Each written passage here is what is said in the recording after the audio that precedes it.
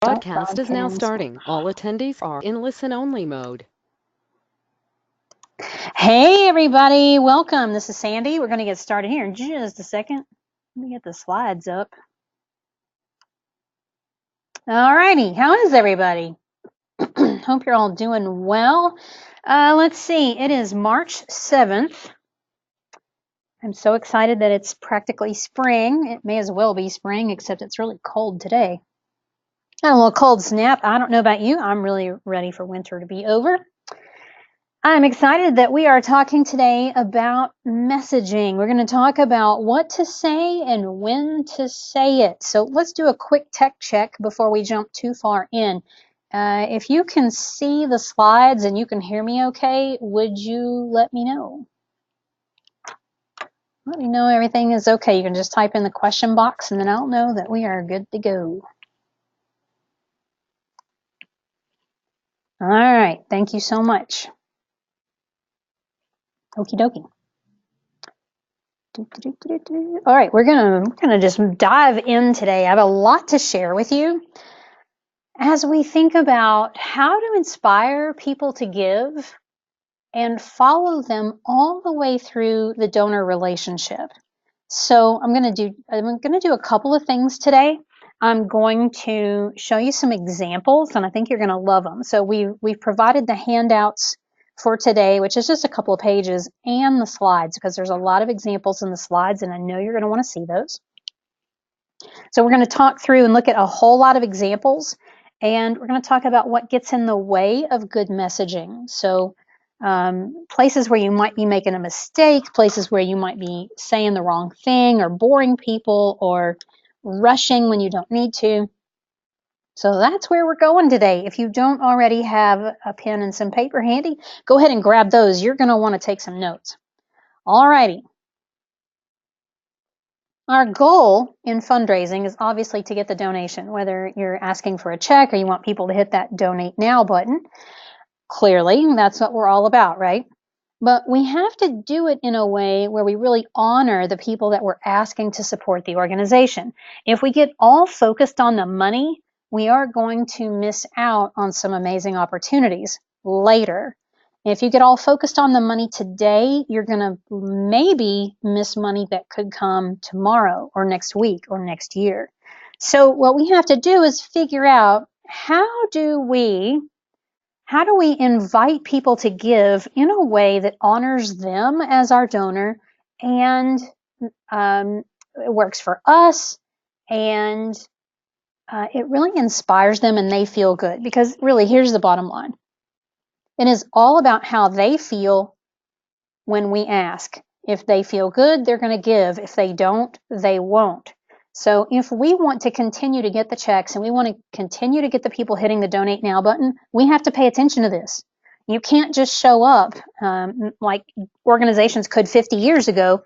They could just show up and go, hey, we're a nonprofit, we're doing good in the community, support us. And people did. It doesn't work that way anymore. People are very they're suspicious.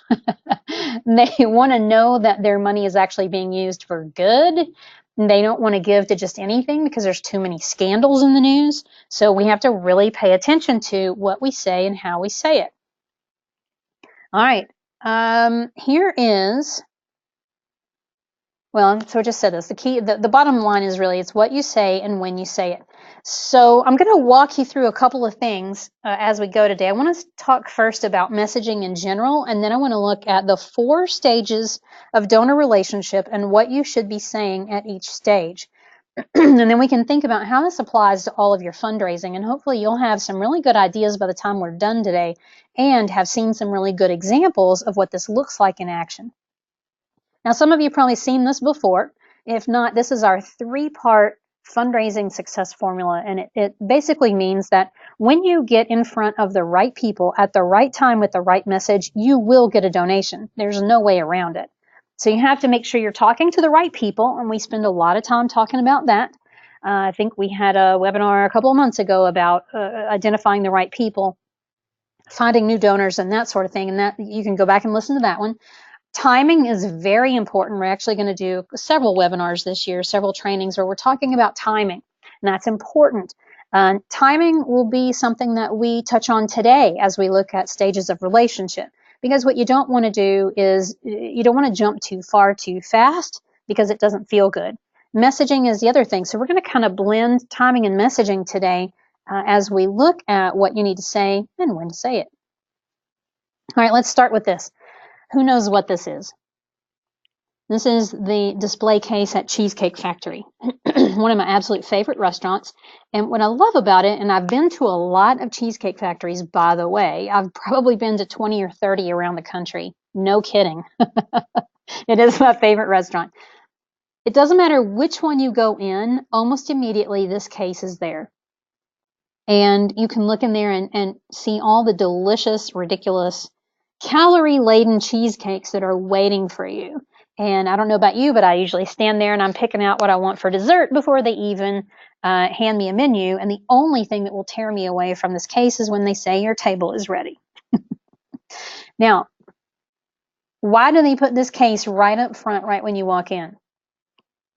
Because they want you to start drooling immediately. They want you to pick out your dessert. They want to tempt you. They're offering something delicious immediately.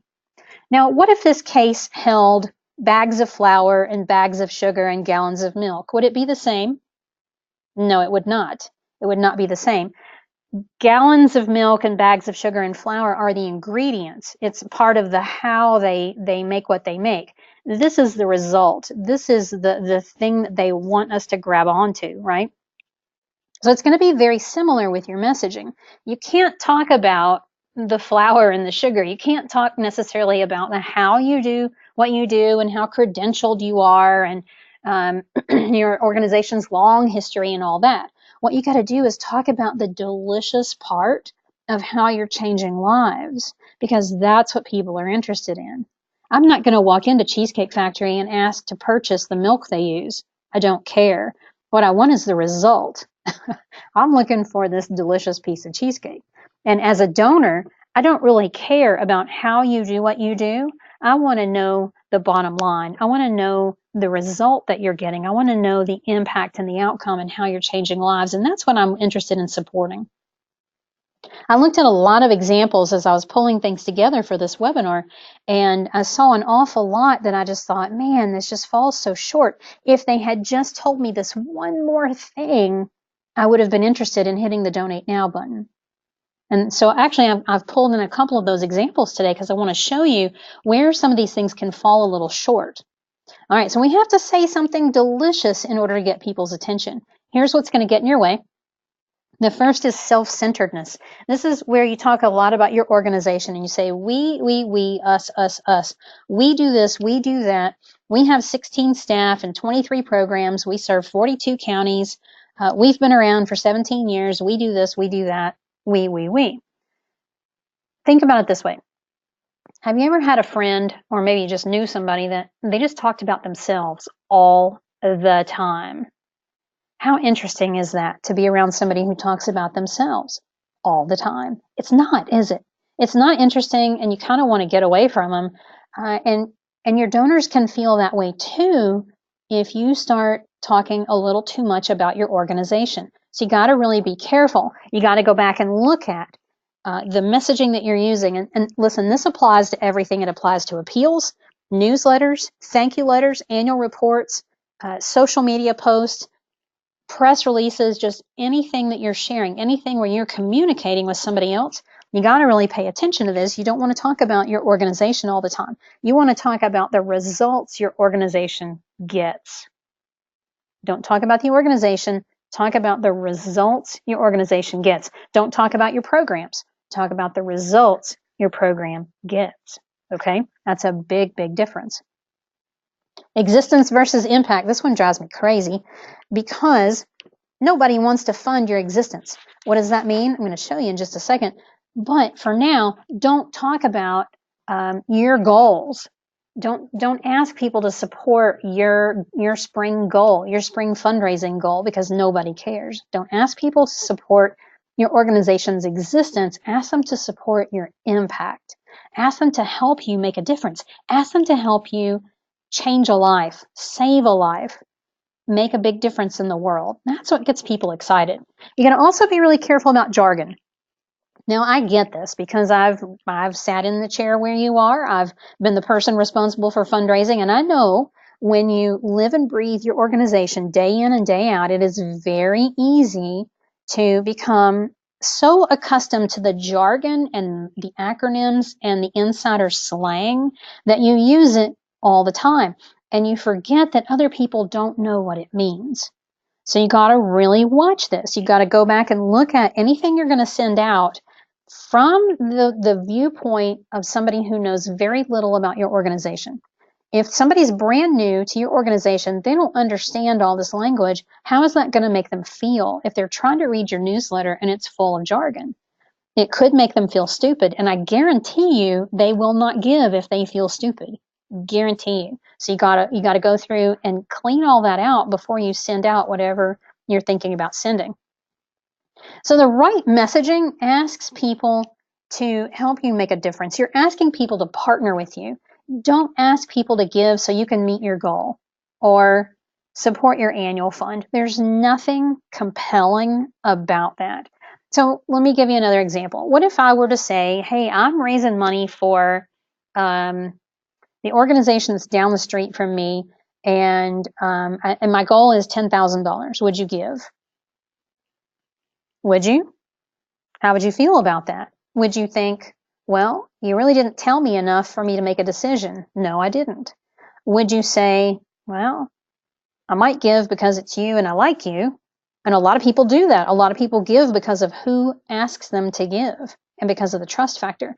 But most people are going to go, well, okay, but most people are going to say, I don't understand how my donation is going to make a difference. Yeah, I'm going to move you barely towards your goal of $10,000, but when they can't see the path forward, they're not going to give. And that path forward, what I mean by that is they can't see the path toward how their money is going to change anything. So we have to really keep that in mind. We have to make sure that we're talking about how we're offering an opportunity to people to feed the hungry or house the homeless or save an animal, get somebody off the street. That's really what matters here. We're asking people to help change a life. Okay? So hopefully you've got all of that in your head, because you're going to need to hang on to that as we move into the 4 stages of relationship. So let me stop for just a second. I'm going to grab a quick sip of water and let me see if you guys have any questions so far.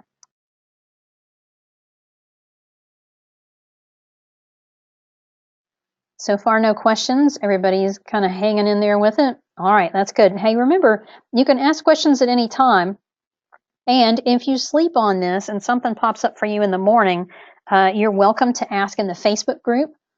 And if you're starting to work on something, whether it's a newsletter, a press release, an appeal, a thank you letter, whatever it is you're working on, and you're not sure if it's focused in the right direction, you can always share it in the Facebook group and ask for me to take a look at it. Ask for any of our coaches to take a look at it for you. We're happy to do that. Alrighty, let's talk about the 4 stages of relationships. This, I think, is going to make a lot of sense to you. There are 4 stages that donors go through as their relationship progresses with your organization. Now, what I want to point out here is these are really not that different than relationships that you're used to. These are not really any different than friendships or relationships with somebody you might be dating, romantic relationships. They're all very similar in how they grow. Everything starts with an introduction. Hey, by the way, I made this into a sing-along. So every one of these stages has a song beside it, and I'll give you points if you recognize the song. So the first stage is an introduction. Every relationship starts when you meet somebody. If it's a friendship, then maybe you meet through another friend, or maybe you go on a blind date and you meet somebody. With a donor, you might meet them in a lot of different ways. We'll talk a little bit more about this in just a minute. But for now, know that we have The Who singing Who Are You when we're introducing our organization to a potential donor or supporter. So that's stage 1. Stage 2 is all about discovery. The song is from The King and I called Getting to Know You. I love that. So think about when you're dating somebody. The whole point of dating is to find out what you have in common, what you like doing together, what your values are, what your dreams and desires are. That's the whole point. And it's very similar in a donor relationship. You got to get to know them. They're going to get to know your organization, the organization's mission and vision and goals. And if they like what your organization is about, they're going to hang around and move to stage 3, which is the decision stage. This one is pretty fun. From, well, I guess a few more years ago than I would like to think. Should I stay or should I go now? In the decision stage, you are asking them to make a choice. You're asking them to give. You're asking them to buy a ticket to an event. You're asking them to volunteer or to do something else. If you've done a good job in the discovery phase, the decision should be a positive one. If not, if they're confused about what you've been sharing, if they don't understand, if they feel alienated, then you're not going to get what you're looking for. Most people think fundraising only happens in stage 3, because stage 3 is where we're asking for money. Most people think that that's all fundraising is just asking. It's not. It's an awful lot of other stages. Stage 2 is real important. You're not going to get very far if you're not paying attention to people and valuing them for who they are. Now, if you get a positive response in stage 3, it's going to move to stage 4, which is commitment. We have the Bee Gees from 1970 something singing How Deep Is Your Love? Okay, who's giggling because this is a sing-along? Anybody? I think it's funny. Try to lighten it up just a little bit. In the commitment stage, this is where you do what we call stewardship. This is where you're providing the donor with acknowledgement. So you're thanking them for their donation. You are letting them know what happened as a result of their gift. You're trying to make them feel really good about giving to your organization, because when you do this stage right, they will circle back around to stage 2 and the whole thing repeats. If you don't do a good job of stage 4, the cycle does not repeat. They leave. It's like a merry-go-round. They get on at stage 1 and they go around, they learn about your organization, they make a decision. If you do a good job in commitment, the merry-go-round just keeps going. It goes around and around and around. This is why you have some donors that give every time you ask, because you're doing a good job in these stages. I was having a conversation with a client yesterday, and I had to giggle and laugh so deep when I got off the phone with them, because they were saying their numbers are up, and that's a real unusual thing for them. Usually first quarter of the year is a very dry, it's a very bleak quarter for them. They don't normally get a lot of donations in January or February, but they said they are up. They were up $11,000 in February. So not only were they not in the hole, they didn't just break even. They were 11,000 to the good in their worst month of the year. And I said, wow, okay, great. Let's celebrate that. And now I want to ask, what's that about? What's causing that? she was quiet for a minute and she said, well, we've been doing all these donor interactions that you've been telling us to do. We've been calling people to thank them. We've been sending our newsletter out on time. We sent Valentine's Day cards out. And so she kind of ticked through a list of about 6 or 7 things they've done since the first of the year. And I'm just laughing going, well, what do you think? Do you think there's any correlation between all that stuff and the fact that you're 11,000 to the good? And she said, yes. That is all things that happen in stage 4. I know when you're busy, it is real easy to kind of gloss over some of this and think this is not important. But I am here to tell you it is critically important.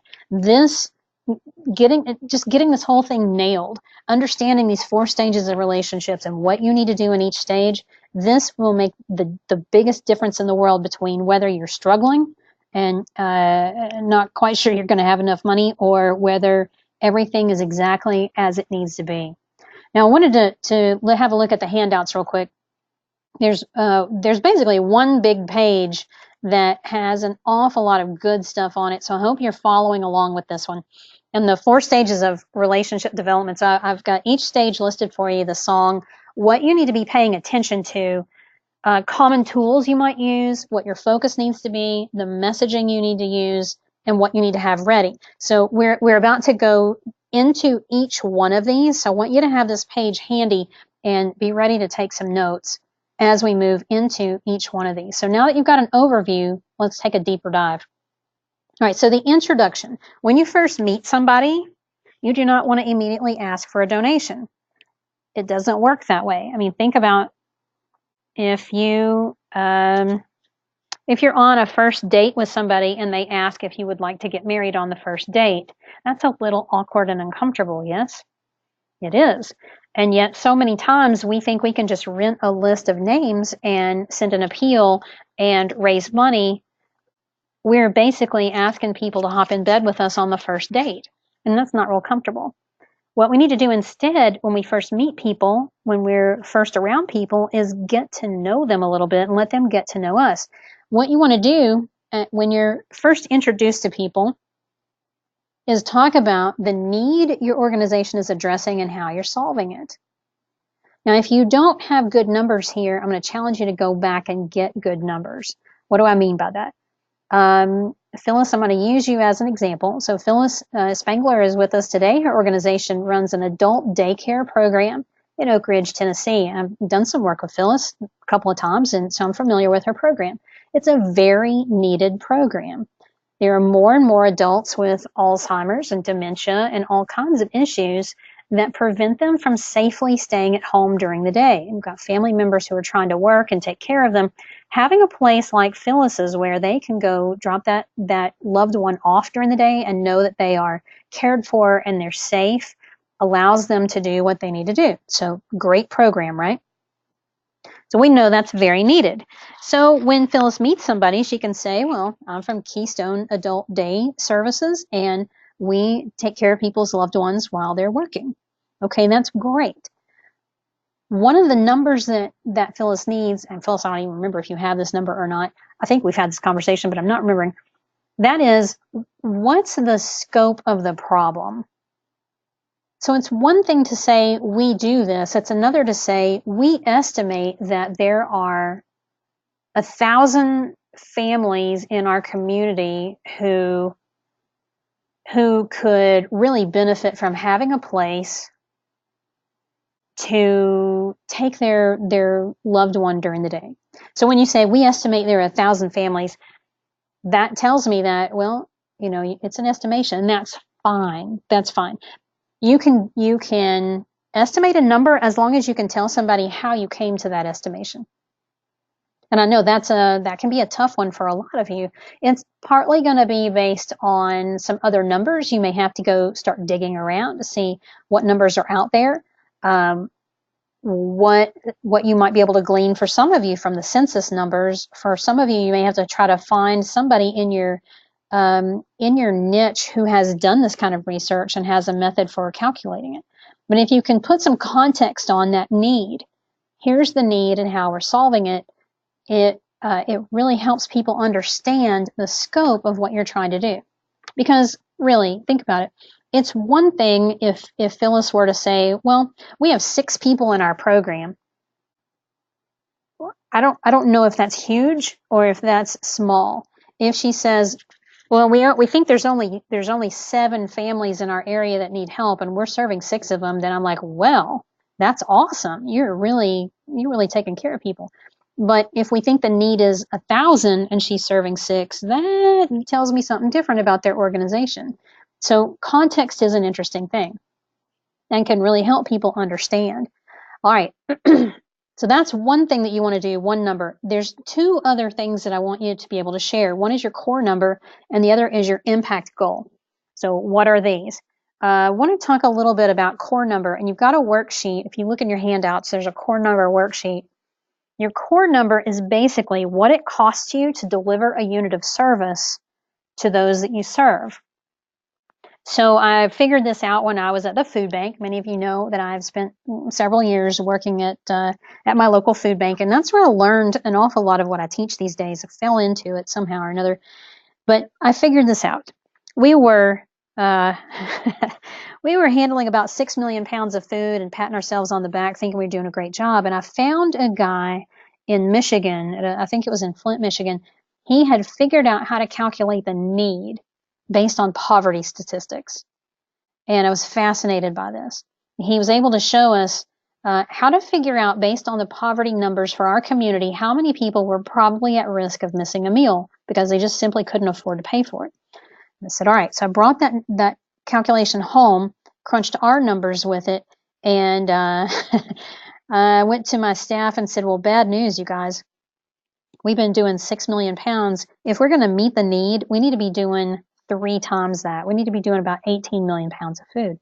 And we all kind of sat there and looked at each other and, okay. We decided to go for it. And one of the things that I got really curious about after that was I realized that when we talked about poundage of food, it meant something to us internally. It didn't mean anything externally. It was jargon. It was total jargon, and it did not help my message. It did not help me raise money when I told people how many pounds of food. So then I found a number where I could make an equivalent number of meals from that. So if I said, well, we got 6 million pounds of food, and I knew how to do the calculation to say, and that turns into, I think it was like 4.8 million meals. Now all of a sudden that means something to people, right? So we were able to calculate what it cost us to deliver enough food to provide somebody a meal. What our cost was to basically get food in the hands of somebody to feed them a meal. And it was 27 cents.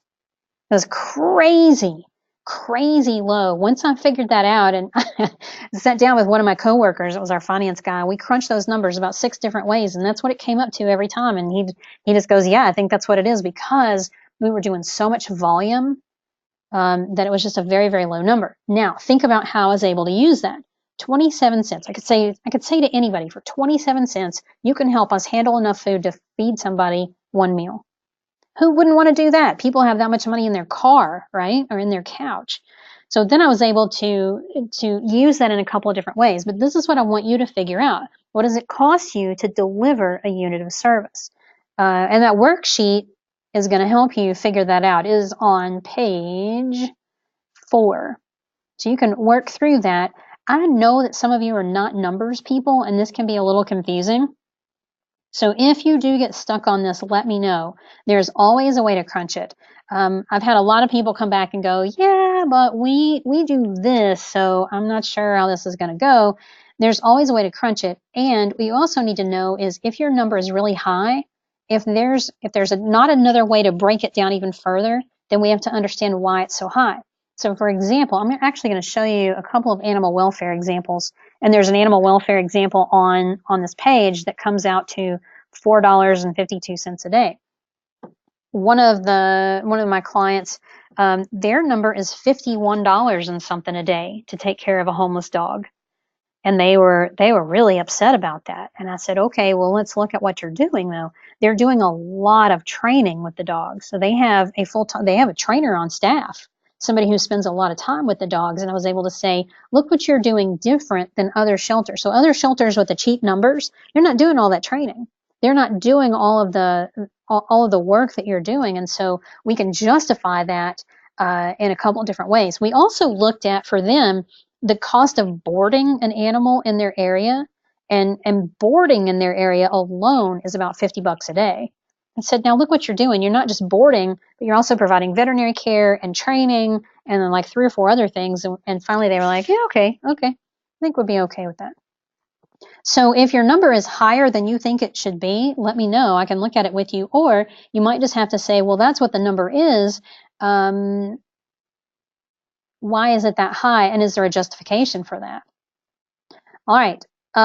Here's one of my favorites. This is from Knox Area Rescue Ministries. This is the rescue ministry that gave me my very first job in nonprofit, which is very exciting. And I remember when they started calculating this number. So before this point in time, they were just asking people to give. Please give $10, $25, whatever. And the consultant they were working with for direct mail had them calculate this core number. Look how effective this is. This is part of an email that I received last November. Rescue someone from this bitter cold. And we have a very compelling image.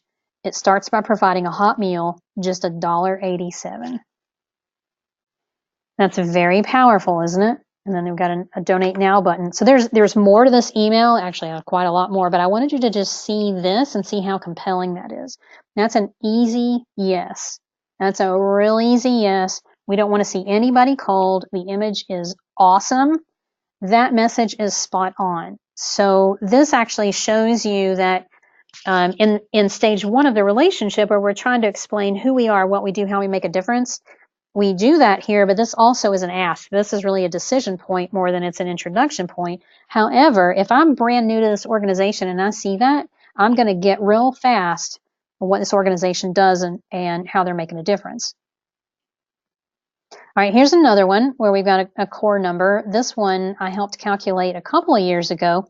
This is from the Humane Society of Southeast Missouri. They were asking people to give $10, $25, whatever, and we calculated their number. We decided their unit of service was a day of care in their shelter. So we looked at how many animals they were taking care of throughout the year, and then it was math from there. We divided their entire expenses. Now, this is something that I want you to think about. When you're crunching this number, don't just use the direct expenses. You have to use every expense. Use everything, because truly you don't have any expenses that are superfluous, right? You don't have expenses that are unnecessary. You wouldn't be spending money on it if it wasn't necessary. You want to include all expenses so that your number represents the complete cost of your organization operating and delivering this unit of service. So when we calculated this, it came out to $6.20 a day to provide food, shelter, and veterinary care, toys, and love to a homeless animal. All right, now look how they use this. This is actually a screenshot from their website. So if you go on their website at, I believe it's cmopets.org, you'll find this page. And you can see we've got some boxes here. Even if you don't read that paragraph, you can see the boxes. And boy, that's compelling, isn't it? $6.20 a month provides 1 day of care. By the way, this is how we started using this number. We used it in some appeals, and then we started using it to recruit monthly donors, and their monthly giving program exploded. It exploded within a year because people understood, and that $6.20 was such an easy yes. And then we calculated it on up, and you know what? Even at this $124 a month provides an entire stay for a dog or a cat. I remember they said to me, "Are you sure? That's kind of high. Is anybody going to give that?" And I said, yes. And guess what? They did. They have people who give $124 a month, which is very cool. All right. So in that introduction stage, you're going to be explaining to people what you do. That core number is super handy. The other thing that's real handy is an impact goal. An impact goal is where you're sharing with somebody what your organization is about. Now, to explain this, I want to show you this lighthouse. A lighthouse is meant to keep ships from crashing on the rocks, right? Shines its big light out, and ships don't get too close. It keeps ships in the deep water where they're safe. An impact goal is going to do something very similar. An impact goal is going to drive your entire organization forward and keep you focused so that you don't go down bunny trails and get distracted by the wrong things. An impact goal basically is the answer to what impact will your nonprofit have this year. Usually it's something like, we're going to double the number of services we're providing, we're going to eliminate a waiting list, we're going to make this huge step forward, or we're going to completely eliminate a problem. That's real attractive to a donor. That's so much more interesting than if you say, well, we're just going to keep serving people. Okay, good that you want to keep serving people, but that may not be enough for a donor to feel really inspired and engaged and to want to give. So if you have a waiting list and you say, we're going to do whatever it takes to eliminate that waiting list, that's real interesting, and people are going to want to get on board with that. So I'd encourage you to kick this one around. And what you can do, actually, one of the exercises that I recommend is do this with your board or your staff, and let everybody have some input into what the impact goal is going to be. When they have input, they have buy-in. when they have buy-in, they're going to be looking for ways to help reach that impact goal. So if this is something that you set and then you come down from on high and you just share this with the worker bees in your organization, they're not going to get on board with it. So have this conversation with them and let them participate. You'll be amazed what happens.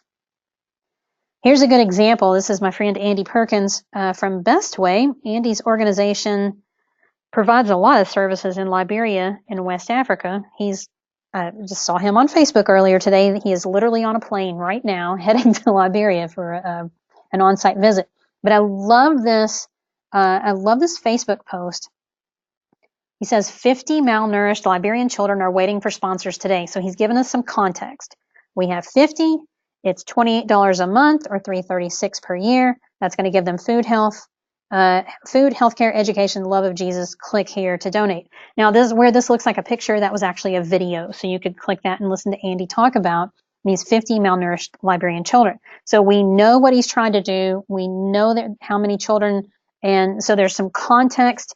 And we can see that $28 a month, which is crazy low. Actually, I helped him calculate that number. They filled this need so fast it wasn't even funny. And that's an excellent use of the core number and putting some context on things to be able to share with people what's going on. So not only was it an ask, it was very educational. It put that whole I hate to keep using the word context, but that's what it does. It helps people understand what they're trying to do. Now, here's another example. This is from CMMB, another really great organization that I give to them periodically just because I like watching what they do. They have some great messaging. So here's another example, and there's a lot more to this email where they're talking about women dying in childbirth, which is a very common thing in countries like Africa. Actually, Andy also has a birthing clinic. And they have a lot of women who they die or their babies die in childbirth. All right. So what I like about this is they've got these 3 separate boxes and they say, what's at stake? Life. And then they talk about this woman who lost her baby. Why a maternity ward now in the next box? You talk about only 28% of women will give birth at a health facility. That means 70% go without and are at risk. Why we can't let this happen now? And they tell you, give now, $100, $200, whatever. And there was a matching gift. There was a matching opportunity with this. Now, keeping in mind what we just shared about context, what is this missing? What's missing here?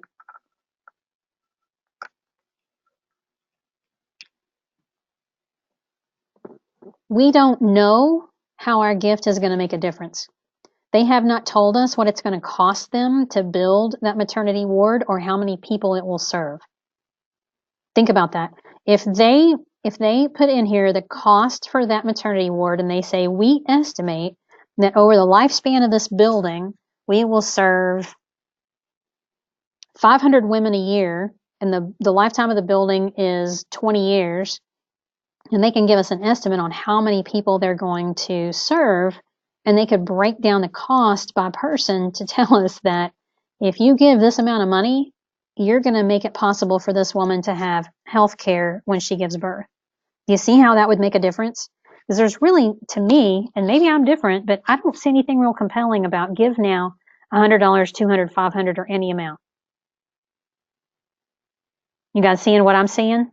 And we don't know. We don't know how much it's going to cost for that maternity ward or how our donations really having an impact. So I think they've kind of missed the boat here. It's not bad, and there was a very gut-wrenching picture that kicked off this email, and there was some more information. So this is only part of it. But I wanted you to see this so you could see that there's a piece missing from this. They've missed their inspiration here, and that's what I want you to get, that you always have to be looking for, how do we communicate what we're doing so that people feel inspired and want to give? All right, let's look at the discovery phase. In the discovery phase, we're talking about how you can trust us. What you want to talk about here are things like before and after stories and how we've met the need. So as you're getting to know donors, you want to pay attention to things like their giving patterns and what they seem to be clicking on and not clicking on. Where are they engaging? Where are they not engaging? What does this look like on a day-to-day basis? That means if you're responsible for fundraising, you need to be looking at your numbers periodically. You need to be going into MailChimp or Constant Contact and look to see what's your open rate, what links are being clicked on the most. You need to be looking at your appeals to see what stories are having the most impact, what stories seem to be drawing people more. Maybe you got a better response rate or a better average gift size when you used one story over another. You got to get curious and really look at your numbers. You also want to share, as you're communicating back with your donor, you want to share some before and after stories. Those really demonstrate the most how you are making a difference, and it builds trust. Trust is the foundation of relationships, and you always have to be working to build trust.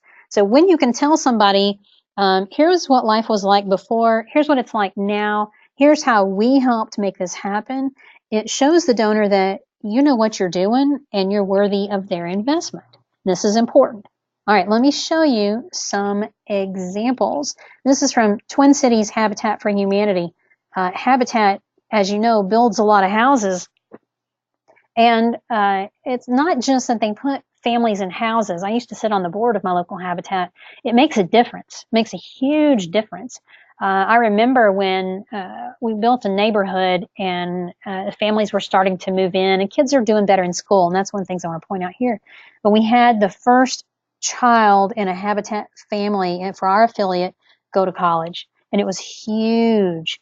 And I remember the parents telling us that that was something they never dreamed was possible before. So you can see this is a screenshot right off their website. And they had just shared some statistics. So you see beside the picture, it says, if statistics aren't for you, you can read what these children of Twin Cities Habitat homeowners had to say about growing up in a Habitat home. And so you've got 1, 2, 3 children. Look at the third one. I share my room with my sister and I have my peace corner to read in and do my homework. My grades are getting better at school. I'm receiving A+ and B+ since we moved in the Habitat new house. It's so calm and peaceful. That is beautiful. That's a beautiful, beautiful little story. And look how short it is. It's just like 3 or 4 little sentences. But now we can start to understand how moving into this house is changing a life. Moving into the house itself, that's a measurement for a Habitat. I mean, you can measure how many houses you build, but that's not the result. That's not the outcome. That's like, okay, we did it, check that block. But that doesn't tell us how it's changing a life. This does. When we see this note from this little girl, now we know, oh man, here's how things are different. So Phyllis, I'll go back to you. So remember, Phyllis's organization provides adult day services. Phyllis could do something similar to have a family, a caretaker, a caregiver say, here's what life was like before we started using your services. Here's what it's like now. And I would imagine it would be things like, I no longer have to worry during the day what my mother, my dad, my sister, my brother, whoever the family member is, I no longer have to worry about my loved one during the day. I know that they're being well cared for, and they're always happy and eager to greet me when I pick them up in the evening. You know, that would be a good start on a little short story like this. Is this making sense to you? This is great. This, in that discovery phase, this helps a donor or a prospect understand more about what your organization is doing and how you're making a difference. And this gives them the goosebumps. Goosebumps are good if you're going to ask for a donation. You want people to get the goosebumps. All right, let me show you another one. This is another one from Bestway, because Bestway just does a really good job. Here we go with a literal before and after photo. And you get the little story about in 2013, Beatrice was 11, had never been to school. It was her dream to get an education, and you made that happen. Hey, by the way, that is what we call hero language. You made that happen. She just finished 4th grade. Look how strong, hopeful, and joyful she is. That's nice. So they've combined that before and after with a request for a donation. You can do that. It's okay in this case because I also happen to know they've done a lot of non-asks leading up to this.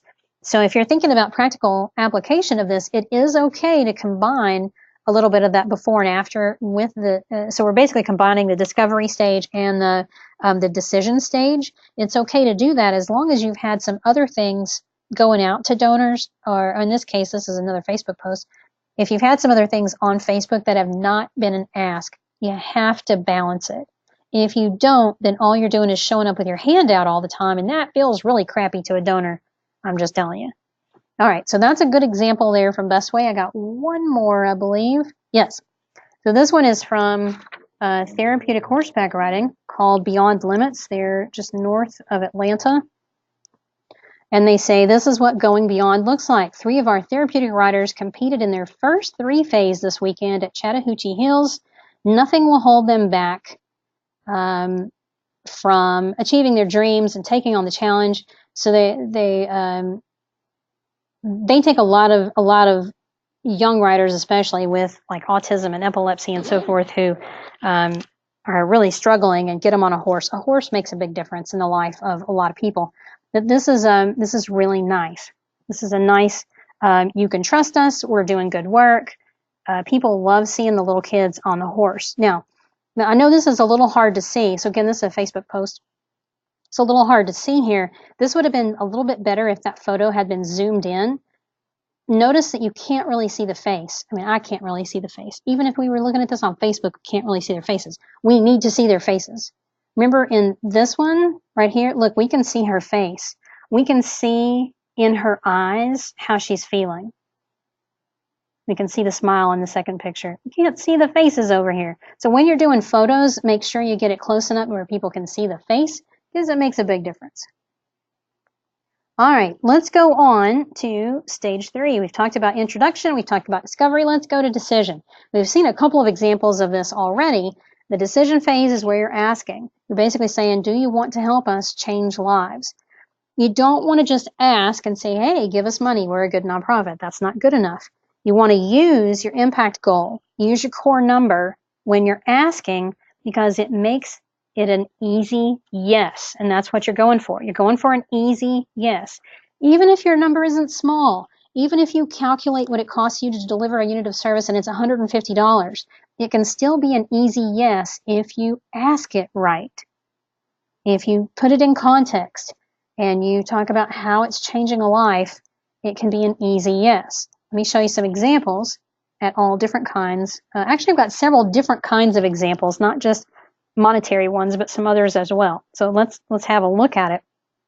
Remembering that our focus here is to talk about what your gift will do. We want to let donors know how their donation is going to make a difference, because if you don't, it's not very motivating. Here's one from Draft Gratitude. This is a number that I helped them calculate. Just $12 provides hay, grain, water, routine farrier care, and routine veterinary care for 1 horse for 1 day. This is what they ask people to support in their monthly giving. And actually, they have used this image in email and on Facebook and have grown their monthly giving program substantially using this. Works really well. This is one of my favorite organizations. It's called Illuminate India. Christy Wary, who is in Project SmartSprout, is the co-founder and director at Illuminate India. This is from Giving Tuesday, year before last. And you'll see there's 3 numbers over here, and these are core numbers that she's calculated. So she didn't just have one number for her whole organization. She has some real different programs, so she calculated some different things. We have 1 month of therapy for 1 child, $47. 141 is 3 months of therapy. 6 months of therapy for 1 child is $282. I'm sorry, I thought this was a different one. The last year, she had something different where it was you can provide therapy or you can provide lunch for a child in school or something different. Okay, whatever. What I want you to see here is that the numbers are bigger. So where we saw the one previously, the number was $12. This is bigger. $47 is 1 month of therapy for a child. Now, if you have a child in therapy, or for those of you who work with people with disabilities, you know that's very, very cheap. So there's some context. $282 for 6 months of therapy. Are there people who gave $282? Yes, there are. There are people who gave even more than that. And the thing is, you're giving people an idea of exactly what their money is going to be used for, and you're putting it in some context. It makes it a very easy yes. All right, here's another one. What I like about this one is this is not a monetary ask. This is from the Humane Society of Southeast Missouri. I showed you them just a minute ago. Now, I know everybody just went, oh, it's puppies. Yes, it is. This is a Facebook post, and I love how they did this. It was so well done. Can you see the plea in their eyes? These puppies don't just need a home. We've run out of puppy food again. Be a hero for these hungry pups. Like, there is so much that's right about this. It's not even funny. They go on to talk about the specific puppy food, and they even give the link to their Amazon account so you could just purchase it and have it shipped if you didn't want to go to the store and buy it. What do you think happened after they posted this? They were overrun with puppy food. Why? Because they nailed their ask. They nailed it. There's emotion in it. There's hero language, and we have the picture of puppies with their sad little eyes, their sweet little eyes. That one worked really well. Can you do something like that? Yes, you can. If there's stuff that you need, there's supplies you need, you can do a request like this on Facebook or in an email or in a newsletter, and you can get stuff donated as well, just like they did. I want to show you one more that's a little different. And this is from an organization called Austin Pets Alive. It is an animal rescue in Austin, Texas. And they were actually asking for fosters. They were asking for people to open their home to foster a dog or a cat for a time. So kind of like a volunteer. And I thought this was really well done because they said, we need 50 people to step up right now to be fosters. This was right after the hurricanes came through.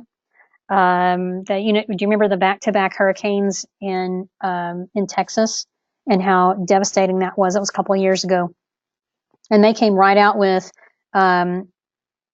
we need some fosters like right now. They were trying to help shelters that were closer to the coast.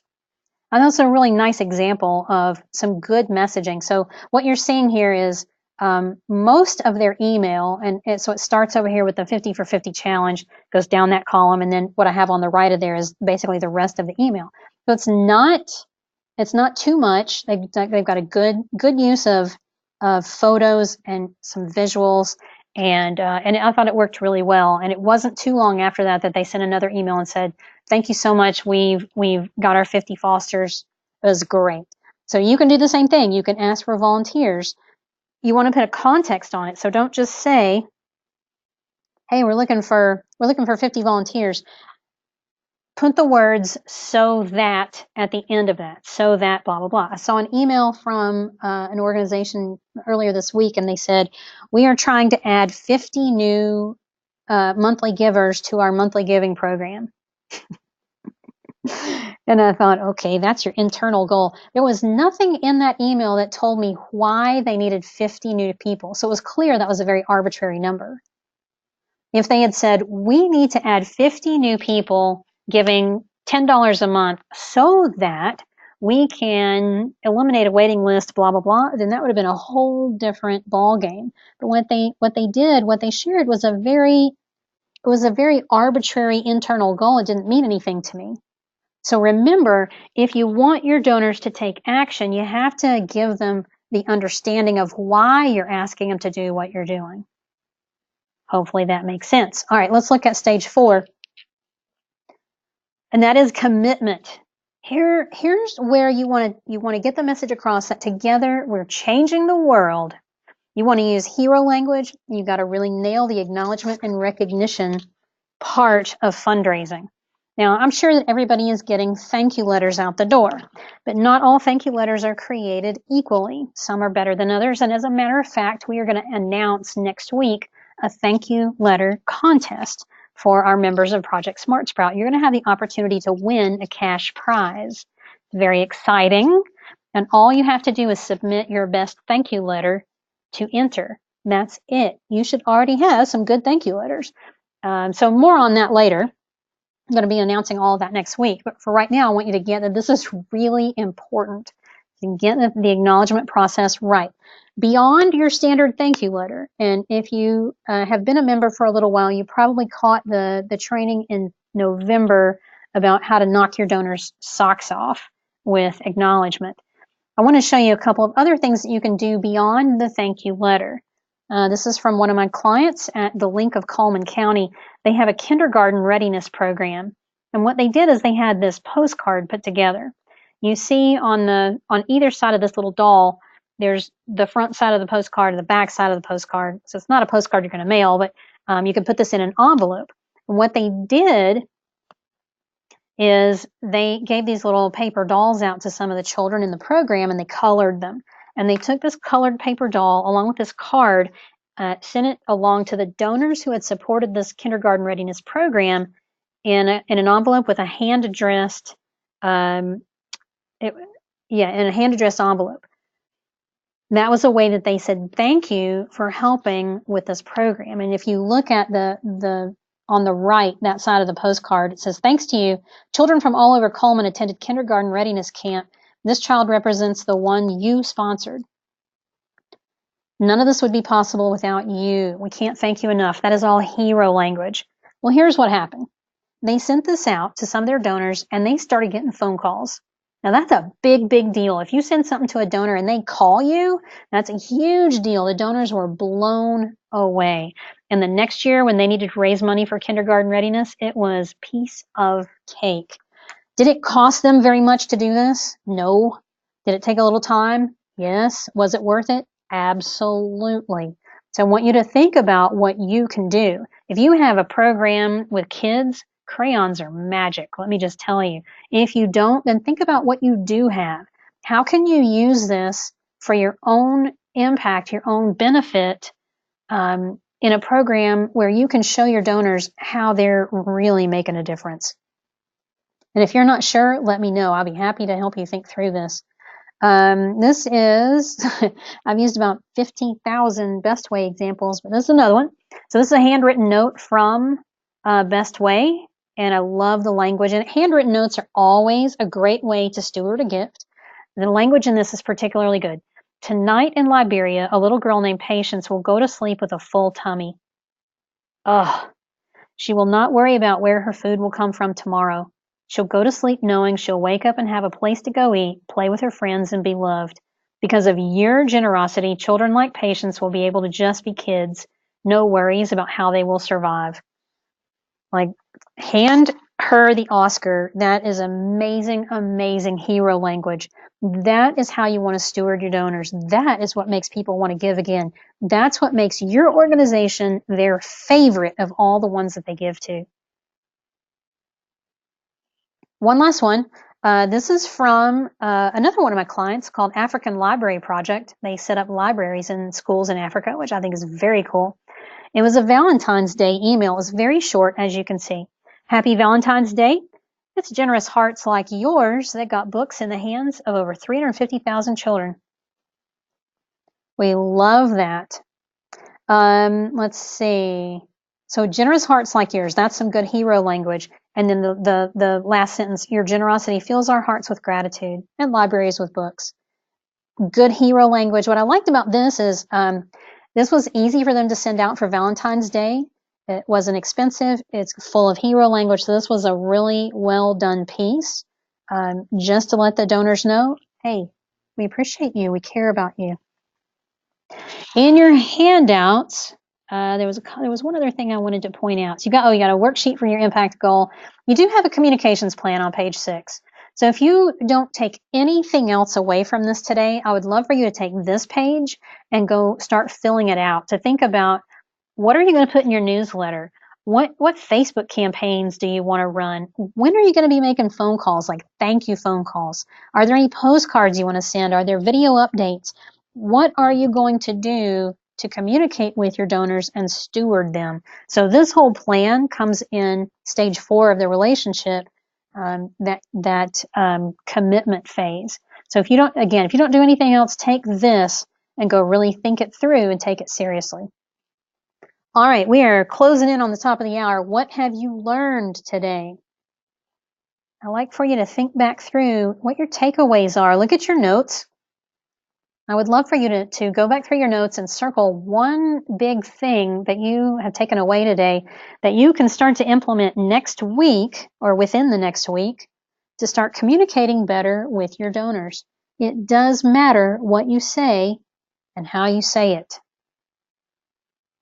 matters a lot. I try to throw a lot of good examples as I run across them in the Facebook group so you can continue to see what it looks like when it's well done in all these phases of donor relationship. All right, here's what's coming next. Next Tuesday is Coaching Zone, and I'm going to have with me Whitney Bishop and Leah Holt. So you're going to have the opportunity to ask questions about leadership, mindset, strategic planning, board development, grants, systems, volunteers, just about anything. So the three of us will be on to ask questions. Now listen, please come take advantage of this. People pay big bucks to have the opportunity to pick my brain, ask questions, get support, get ideas. And this is free with your SmartSprout membership. So don't pass this opportunity to come and get some support. Think about what you need help with, show up, ask your question, go implement so you can get the most return on your investment from the program. Our next webinar is coming up in a couple of weeks on March 21st, and we're going to be talking about how to ask for what you need. So we're going to look at the stages or the universal steps in making an ask and what that looks like, no matter if you're asking in person, in the mail, or online. So we're going to look at even more good examples of requests for money and support. I think you're going to enjoy that one. All right, that is it for today. Thank you so much for being here. I know there's a lot of other things you could have been doing with your time today, and you chose to be here, and I appreciate that very much. Have a great rest of your day, and I will see you next time. Bye, everybody.